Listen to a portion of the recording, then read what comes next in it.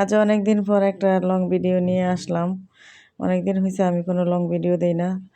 আর সিমের বিচি দিয়ে আমি রুই মাছ রান্না করবো। আসসালামু আলাইকুম, সবাই কেমন আছেন? কাছে কিংবা দূরে, দেশে কিংবা প্রবাসে, যে যেখান থেকে আমার ভিডিওটা দেখতেছেন সবাইকে অনেক অনেক দোয়া, ভালোবাসা সবার জন্য অনেক দোয়া করি। সবাই যেন ভালো থাকে, সুস্থ থাকেন। আলহামদুলিল্লাহ আমিও আপনাদের সবার দোয়ায় ভালো আছি। তো এই যে আমি মাছগুলো আগে ভেজে নিয়েছি, রুই মাছ কেটে দিয়ে রাখছিলাম, এগুলো ভেজে নিয়েছি। আর এখন আমি একটা পাতিলে তেল দিয়ে দিলাম, আর এখানে আমি দিয়ে দিব পেঁয়াজগুলো। আর মানে সিমের বিচিগুলো আমি আগে থেকে ধুয়ে মানে খোসা ছাড়িয়ে নিয়েছিলাম। খোসা ছাড়িয়ে আমি ওই ভিডিওটা করে উঠাই নাই, করছি অবশ্য, কিন্তু ভিডিওটা আমি এডিট করি নাই। তো এই যে আমার মশলা কষা, পেঁয়াজ ভাজা শেষ, আমি এখানে আদা রসুন বাটা দিয়ে দিচ্ছি, পানি দিয়েছি, লবণ দিলাম। আর এখানে আমি এখন দিয়ে দিব হলুদের গুঁড়া, আর দিয়ে দিব আমি মরিচের গুঁড়া দিয়ে দিব। তো যে যে পরিমাণে ঝাল খান সেই পরিমাণে মরিচের গুঁড়া দিবেন। আমি যেহেতু কাঁচা মরিচ ব্যবহার করি, তাই আমি মরিচের গুঁড়াটা একটু কম দিই। আর ধনিয়া গুঁড়া দিলাম আমি।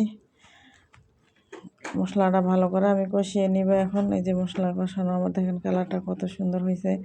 তো এভাবে সিমের বিচি দিয়ে রুই মাছ রান্না করলে কিন্তু খেতে খুবই ভালো লাগে। আমি প্রায় সময় রান্না করি, সব সময় ভিডিও করা হয় না অবশ্য। আর এই যে দেখেন আমি সিমের বিচিগুলো আগে থেকে খোসা ছাড়িয়ে দিয়ে নিয়েছিলাম। কত সুন্দর হয়েছে কালার, দেখেন।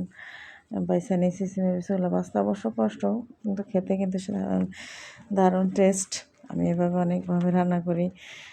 তো কে কে রান্না করে খান অবশ্যই কমেন্ট বক্সে জানাবেন।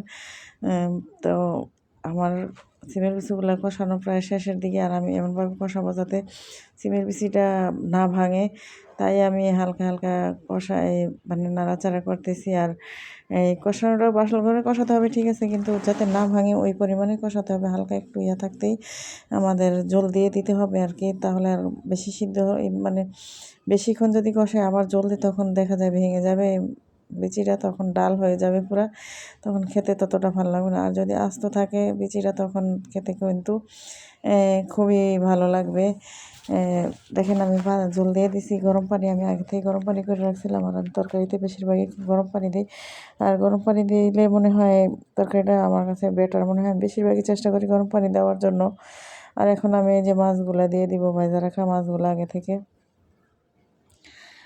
তো আমার মতো এভাবে কে কে রান্না করেন অবশ্যই জানাবেন। আমি রান্না করি মাঝে মধ্যে। তো এখন এই যে আমি মাছগুলো দিয়ে দিলাম। তো এভাবে রান্না করে খেয়ে দেখবেন অবশ্যই। তো আমার রান্না প্রায় শেষের দিকে, আমি যে এখন একটু কাঁচামরিচ দিয়ে দিব। যদি কাঁচামরিচটা উপরে দিলে মানে ফ্লেভারটা ভালো আসে। দেখেন ধোঁয়ায় ভিডিওটা ভালো করে দেখা যাচ্ছে না, ভিডিও করতে গেলে কতভাবে হয়, ধোঁয়ায় অন্ধকার হয়ে গেছে, মনে কিছু বোঝা যাচ্ছে না ভিডিওটা। তো যদি ভিডিওটা ভালো লাগে তাহলে একটা লাইক, কমেন্ট, শেয়ার করবেন। আর অবশ্যই কমেন্ট করে জানাবেন কেমন হয়েছে আজকের রেসিপিটা। তো সবাই ভালো থাকবেন, সুস্থ থাকবেন, সবার জন্য অনেক অনেক দোয়া ও ভালোবাসা। আজকের মতো এই পর্যন্তই। তো তরকারিটা কেমন হয়েছে দেখেন, কতটা লবণীয় হয়েছে।